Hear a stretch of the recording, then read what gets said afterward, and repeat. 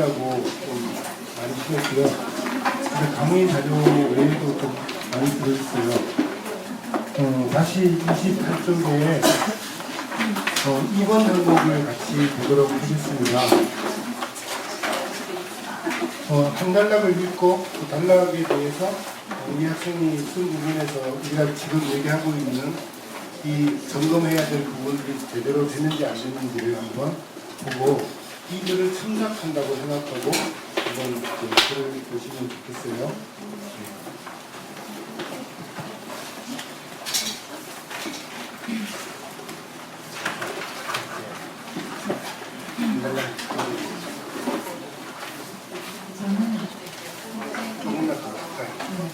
저는 국제 불평등에 대한 이해를 확장하려고 노력했습니다. 28쪽에 네, 28쪽에 2번. 저는 서울대 공대 캠프에서 연료 잠지에 들어가는 보분자를 연구하는 연구소를 견학할 수 있었습니다. 저는 그곳의 연구 방식에서 큰 감명을 받았는데 그것은 한 분야의 전문가들이 아닌 다양한 분야의 전문가들이 협력하는 방식이었습니다. 실제로 뇌 부분 식물을 대상으로 물리화학적 도구를 이용해 정신을 연구하려는 저에게 이러한 방식은 반가웠습니다. 저는 저의 다양한 분야의 접근이 오히려 전문가의 자질을 기르는데 방해가 될 수도 있다는 생각에 불안했던 적이 있었는데 꿈꾸던 연구 방식을 실제로 볼 수 있게 된 후 미래에 대한 기대가 커졌고 제 공부 방식에 자신감을 갖게 되었습니다. 바닥도덕 접근법과 그 접근을 진행시킬 사고력은 앞으로 제 개인의 연구에서도 도움이 되겠지만 이후에 제가 팀의 구성원이 되었을 때에 다양한 분야의 사람들이 전체와 개념을 아우르고 소통할 수 있는 역할을 할 수 있게 할 것이기 때문입니다. 네, 이 학생이 보면 서울대 고분자 연구소에서 참여해서 연구 활동을 한 게 아니라 견학을 했는데 견학에서 뭘 봤죠? 연구하는 방식을 봤어요. 연구하는 방식을 보고 자기도 이렇게 연구에 대한 어떤 자기 마인드가 있었는데 거기에 대한 어떤 확신을 가지게 된 계기가 됐다고 했어요. 여기서 되게 아쉬운 점이 뭐냐면 이 학생은 뇌 작용에 대한 연구를 하고 싶어하는 이런 학생인데 실제로 이게 왜 거기를 왜 가게 됐는지 공대 캠프에서 그래서 캠프니까 어때요? 실제로 뭔가 활동을 했겠죠. 활동을 하면서 그 캠프 과정 중에 견학을 했기 때문에 캠프에서 어떤 활동을 하고 뭘 배우고 뭘 느꼈는지가 전혀 들어있지 않아요.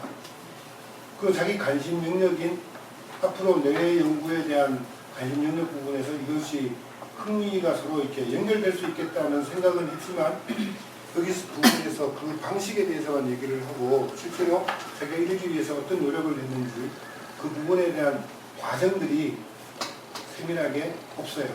그죠? 그다음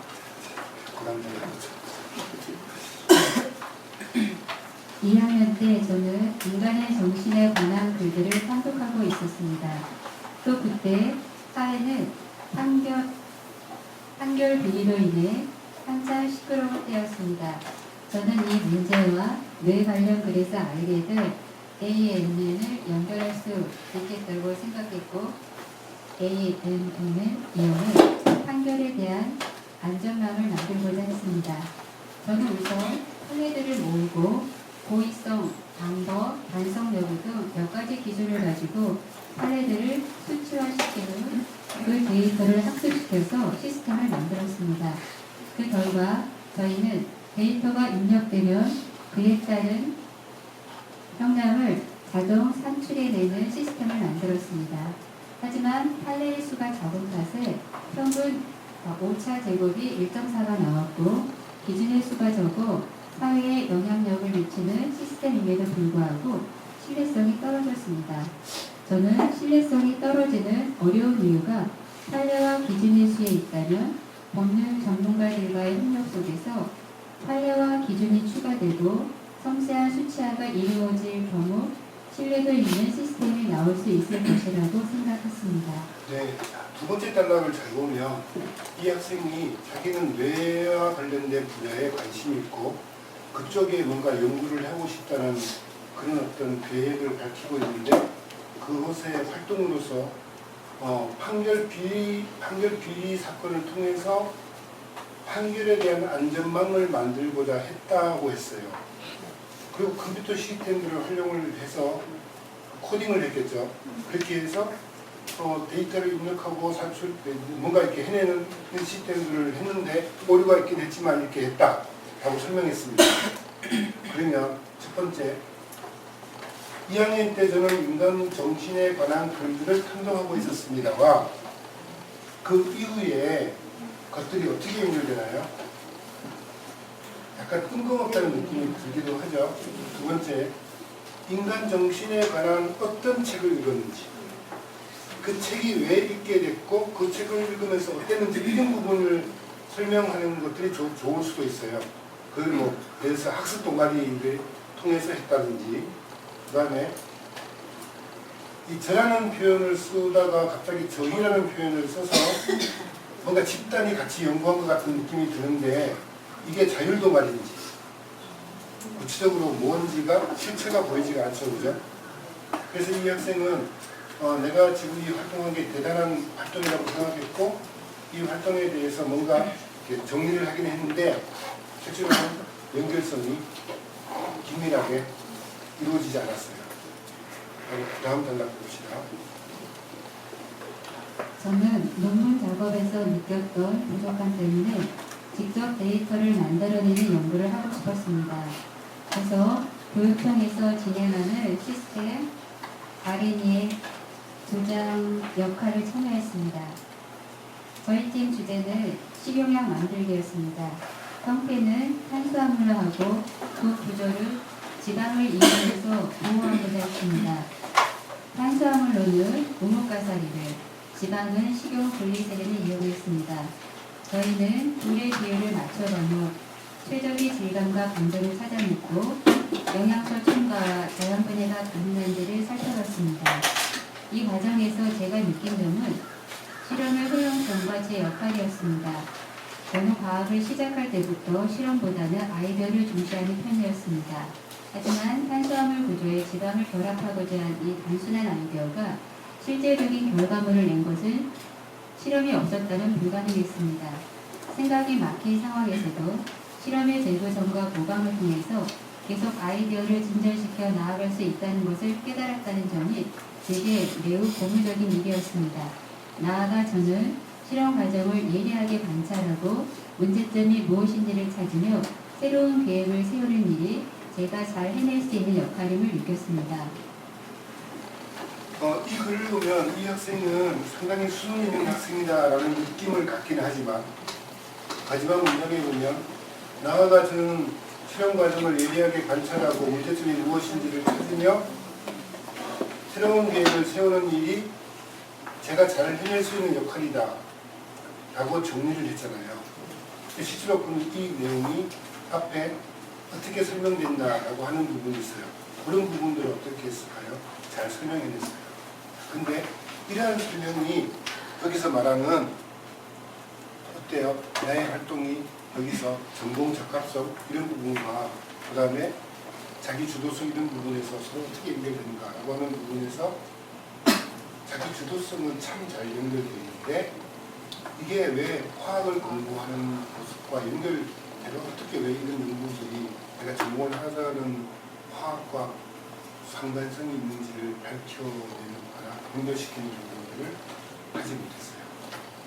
교수님이 봤을 때 얘는 뭔가 연구자로서의 자세가 돼 있고 그런 어떤 영향이 있는 것 같다 하는 느낌은 충분히 줄 수 있지만 진짜 왜 화학을 공부하려고 하지?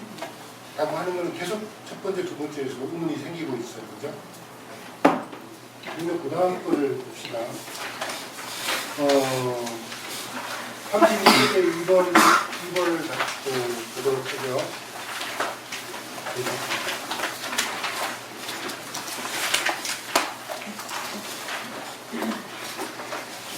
41쪽입니다.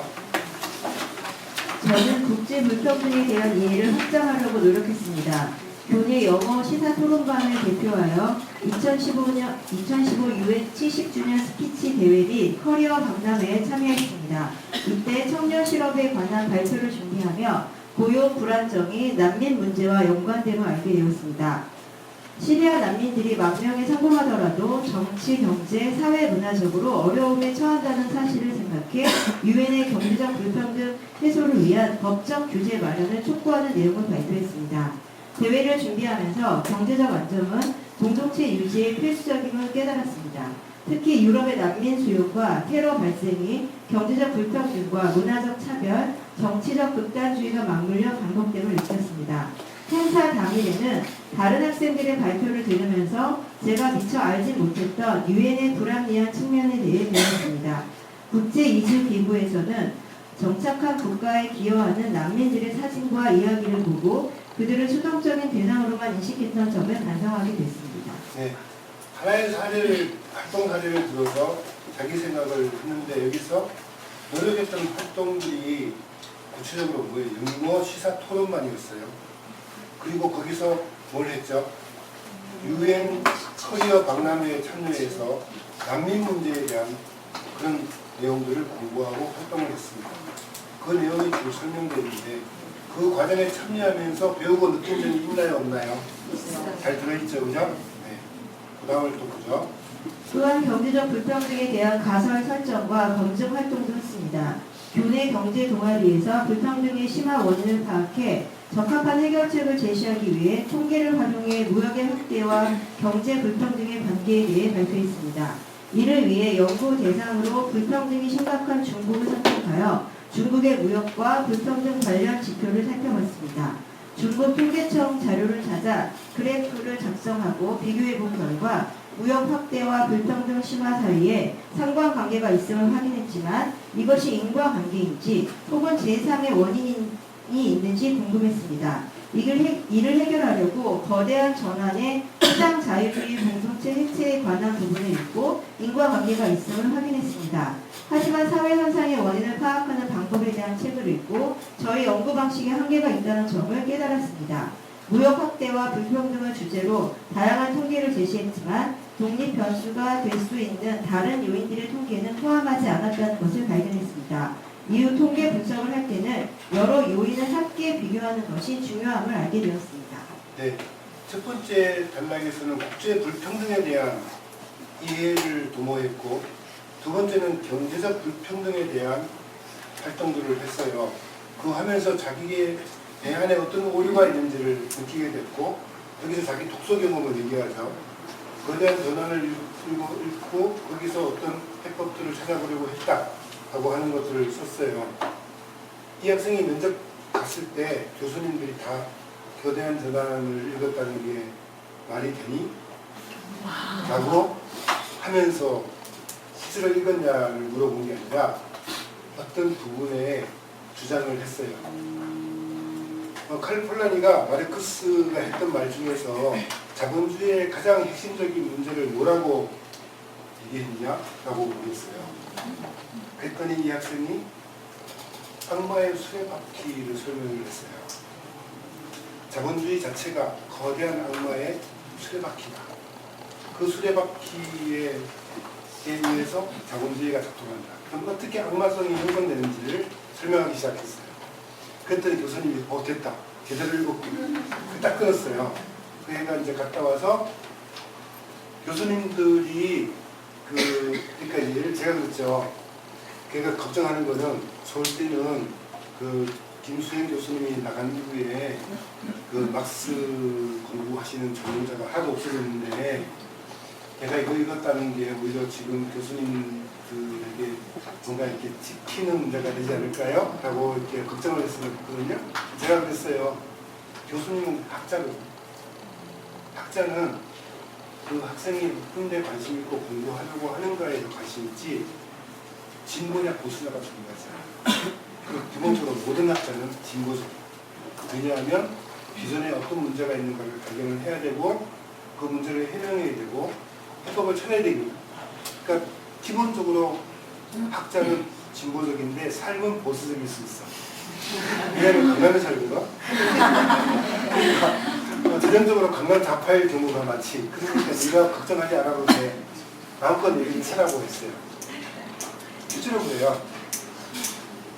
그런 진보적 생각을 갖고 있는 학생을 만나면 교수님들은 그럴까요? 논쟁하고 싶어요. 정말 얘가 진보에 대한 자기 나름대로 철학이 있는지 그런 근거가 있는지를 보려고 하죠. 그래서 면접 시간이 되게 재밌었던 그랬거든요. 여기서 이 학생처럼 자기가 경험한 내용들을 세밀하게 쓰고 자기가 느낀 것도 쓰고 그렇게 해서 했어요. 그러면 이제 제가 그랬거든요. 쓸 때 교수님들이 여기서 질문을 하게 될 거다. 분명히. 그래서 우리가 자소서를 쓸 때 제가 이런 얘기 해도 될까 모르겠는데 학생이 교수에게 질문을 유도하는 게 좋은 자소서다. 교수들이 궁금해하거든요. 그러면 교수들은 여지없이 납치에 걸려들어서 그 질문을 하거든요. 그랬어요. 근데 잘 쓴 자소서를 보면 교수님들이 그 자소서를 보고 궁금하니까 학생들이 물어봐요. 그럼 학생은 어떻게 되죠? 이미 준비된 학생이잖아요. 답변을 잘할 수 있어요. 네. 그 다음 마지막 단락을 봅시다. 그리고 국제 불평등에 대한 해결책을 알아보기 위해 노력했습니다. 청소년 글로벌 리더십 캠프에 참여해 지속 가능한 발전이 세계의 격차 해소를 지향하는 개념임을 배웠습니다. 때마침 열린 경제 개념을 도형으로 표현하는 경제 경시 대회에 참가했습니다. UNDP 보고서에서 지속 가능성의 핵심 철학과 세부 목표를 알아보고 개념의 적용 차원에서 지속 가능한 발전을 준정다면체로 표현했습니다. 평등의 이상적 형태를 구로 설정하고 지속 가능한 발전을 준정다면체로 구체화시켰습니다. 보고서의 세부 목표를 읽으면서 인류의 평등을 넘어 자연과 인간의 평등을 지향하기 깨달았습니다. 이를 도형으로 표현하면서 핵심적 이미지를 대응시키기 위해 노력했고 지속 가능한 발전이라는 개념을 이해할 수 있었습니다. 또한 지속 가능한 발전이 새천년 개발 목표의 성과와 한계의 인식에서 현실적 해결책을 찾아가고 있다는 생각이 들었습니다. 이러한 과정을 통해 사회적 문제를 해결하기 위해 총체적인 접근이 필수적임을 배웠습니다. 네, 제가 이 글을 이제 소개하는 이유는 언어의 문제예요. 이 학생이 어떤 언어를 쓰고 있는가를 보자는 거죠. 그래서 우리가 보면 앞에는 자기가 하는 활동에 대한 자신감이나 자존감이 되게 충만해서 그걸 약간 과시적으로 쓰는 모습이 있었어요. 이 학생은 자기가 하는 활동을 소개하면서 그 속에서 뭘 배우고 뭘 느꼈는지를 중심으로 썼어요. 근데 여기 나온 그 청소년 글로벌 리더십 캠프는 연대에서 한 거거든요. 그 연대를 쓰지 말라고 그랬어요. 네. 근데 대학들은 미묘하게 그런 게 있잖아요. 그래서 그 쓰지 말고 그냥 이런 걸 물어보면 얘기를 해라. 네. 그렇게 해서 이 부분을 이제 완성을 했습니다. 이제 활동을 몇 가지로 썼나요? 3가지가 넘죠. 보면 내용이 되게 다양하죠. 근데 크게 보면 2가지예요. 국제 불평등이라는 주제와 경제 불평등의 주제 이 2가지에 대해서 관련되는 활동들을 다 연결해서 썼어요. 주제를 먼저 잡고 그 주제에 따라서 어떤 활동을 했는지 먼저 자기가 관심 있는 주제를 설정하고 그 주제를 해결하기 위해서 어떤 활동을 했는지를 썼어요. 이게 순서가 좋아요. 내가 이런 활동을 했어요. 그 활동에 일일이 있었어. 이게 아니라 무엇을 위해서 내가 그런 활동을 했나. 동기, 목표 이게 분명히 설정되고 그 설정에 따라서 활동들이 뒷받침되는 구조. 우리가 전형적인 논술문 구조를 취하라고 했거든요. 그러니까 자기가 주장을 하고 그 주장이 어떤 근거에 의해서 뒷받침되는지를 쓰면 읽는 사람이 되게 이해하기 쉽다. 그래서 한눈에 이 학생은 이런 부분에 관심이 있고 이렇게 노력을 했구나가 느껴질 수 있단다. 라고 했거든요. 근데 이제 그 말귀를 잘 알아듣는 학생이 있고 죽었다 깨도 못 알아듣는 학생이 있어요. 그 참 어쩔 수 없죠. 2번 문제를 한번 봤습니다. 뒤에 좀 더 볼 만한 글들이 많이 있어요. 제가 뒤에 쓴 글들은요, 아이들이 여기 있는 글들은 대부분 합격자들이에요. 선생님 아까처럼 이렇게 조금 부족한 것까지 체크를 좀 해주시면 네. 판단이 있으니까 네. 조금 부족한 부분을 체크를 좀 해주시면 많이 읽으세요? 전체적으로 이게 좋은 건지 나쁜 건지 구분을 못하니까 아, 근데 읽어보시면 이 기준, 제가 이렇게 이 기준을 얘기하는, 전성사 기준을 얘기하는 이 기준에 부합하는지 안 하는지 자꾸 찾아봐야 돼요. 근데 제가 이거는 참 잘 썼고 못 썼고 하면 그거는 보이는데 또 다른 건 또 안 보여요. 그러니까 기준을 이해하시고 그 기준에 맞게 자꾸 적용을 해보시는. 그래서 제가 그거를 샘플로 설명해 드리고 있는 중이거든요.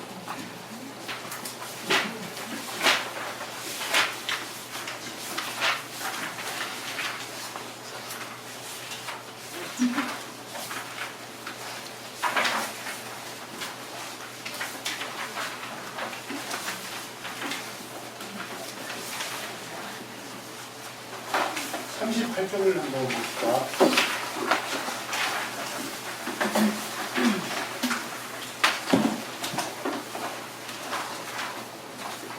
우리가 이제 논술 교사들이 학생들 지도할 때 가장 어려운 점은 이공계통이나 자연과학 계통의 학생들 글을 잘 못 본다는 거예요. 이게 잘 쓴 글인지 못 쓴 글인지. 왜냐하면 그쪽에 관련된 좀 기초 상식이 많이 좀 이렇게 채워지지 않아서 그럴 수도 있는데 굳이 그럴 필요가 없습니다. 왜냐하면 어떤 글이든 진정성이 있어요. 진정성이 느껴지는 글이 있고, 그리고 뭐가 있죠? 논리적 체계가 있어요. 이 주장과 근거가 종합적으로 잘 이루어져 있는지를 볼 수 있는 힘만 있으면 돼요.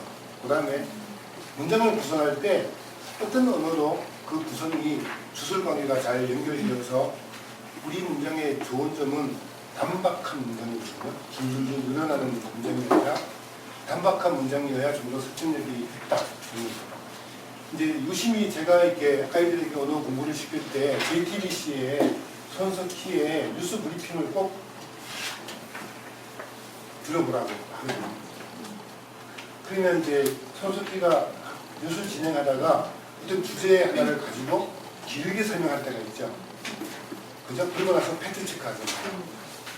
그럴 때 쓰는 언어를 보면 어떤 주제를 얘기하기 위해서 고전에서 인용을 해온다든가, 유명한 사람들이 맺은 명언을 인용한다든가, 아니면 되게 매우 중요했던 사건들을 인용을 해서 자기가 얘기하고 싶은 주제를 밝혀내요. 저는 그걸 이렇게 가끔씩 볼 때마다 그걸 쓰는 작가가 되게 논술, 분명히 논술 공부를 잘 했구나. 훌륭한 논술문이다. 그래서 아이들에게 왜 설득력이 있는지는 손석희가 어떤 식으로 말하는지를 잘 보라고. 그래서 처음부터 줄줄줄 막 어떤 근거를 얘기해서 마지막에 기납적으로 뭔가 결론을 내서가는 게 아니라 처음에 가장 중요한 이슈를 제시하고 핵심을 먼저 던진 이후에 그 핵심을 하나하나 풀어가는 과정을 한다. 그러기 위해서 아주 다양한 재료들을 그 안에 근거를 찾아내서 보여준다. 대중의 언어를 쓰잖아요. 방송 뉴스니까, 방송 언어니까. 그러니까 그 얘기를 들으면 사람들이 지적으로도 충족돼요. 아, 내가 미처 이런 걸 몰랐었는데, 아, 이런 사건들이 이런 것과 연관되고 있었구나. 라고 하는 걸 알게 되죠. 그러니까 그런 성석희가 얘기하고 있는 거지만 실제로는 그걸 구성하는 작가 집단이 상당한 사회과학적 인식이 뛰어난 집단인 거예요. 그죠? 다시 말하면 현실을 꿰뚫을 수 있는 그런 논리성이 자기 안에 체화되어 있는 사람들이 아무래도 그런 거를 꺼내지를 못해요. 기본적으로. 그래서 이제 그 손석희가 하는 그런 이제 약간 사설처럼 하는 그런 거를 잘 보면 매우 논리적이라는 거예요. 그럼 우리가 평상시에 아이들에게 지금 고3이 아니라 뭐 고1이거나 고2이거나 아니면 중학생이면 M1 그런 뭐 이렇게 그 조중동 사설 같은 거 보지 말고, 그러니까 JTBC 손석희를 잘 들어보고 거기에서 딱 떠오르는 느낌이 다가오는 문장을 그대로 한번 받아 써보라고. 그리고 다 얘기 들은 뒤에 얘기의 전체 개요를 한번 써보라고. 그러면 논리적 구성이 어떻게 이루어지는지를 체득할 수 있어요. 체득이 되어야 돼요. 여기 지금 이제 전형적인 방식으로 38쪽에 건대사회환경공학부 지원자가 쓴 글이 있습니다. 이 학생은 되게 이렇게 하나에 빠지면 깊게 빠지는 스타일이거든요. 근데 건대 안 갔어요. 고대 갔어요. 근데 혹시나 몰라서 건대까지 쓴 거예요. 근데 이제 쓰는 게 한번 봅시다. 학술 연구활동. 네. 2번의 1. 학술 연구활동. 학술 연구활동. 이거 올려주세요. 아이고. 1. 학술 연구활동. 눈이 오면 어김없이 뿌려져 있는 제설제는 흰색에서 점점 검정으로 변해가는 과정을 목격한 저는 그 성분과 원리에 대해 궁금해졌습니다. 염화칼슘과 염화나트륨 성분의 제설제에 대해 알아보면서 기존 염화물계 제설제들이 생명체와 건축물 등에 해롭다는 것과 친환경 제설제에 대한 관심은 증가하는 추세이나 아직 제대로 된 제재제가 없다는 추가적인 사실을 알게 되었습니다. 평소 지속적이고 친환경적인 삶에 관심이 많던 저는 개미나 식물에서 발견할 수 있으며 약산이기에 철의 부식이 거의 일어나지 않는 포름산과 인간과 동식물에 무해한 설탕, 코딩 모래를 실험 대상으로 선정하여 제설제로서의 효능을 이론적 실험적으로 검증하는 연구를 진행하기로 했습니다. 하지만 연구 과정은 순탄치 않았습니다. 실험값이 오차 범위를 벗어나거나 실험 결과가 가설에 부합되지 않는 경우가 빈번했고 반복되는 실패에 좌절을 겪었습니다. 하지만 끈기 있게 그 원인을 찾아내어 실험을 몇 번이나 다시 시도했고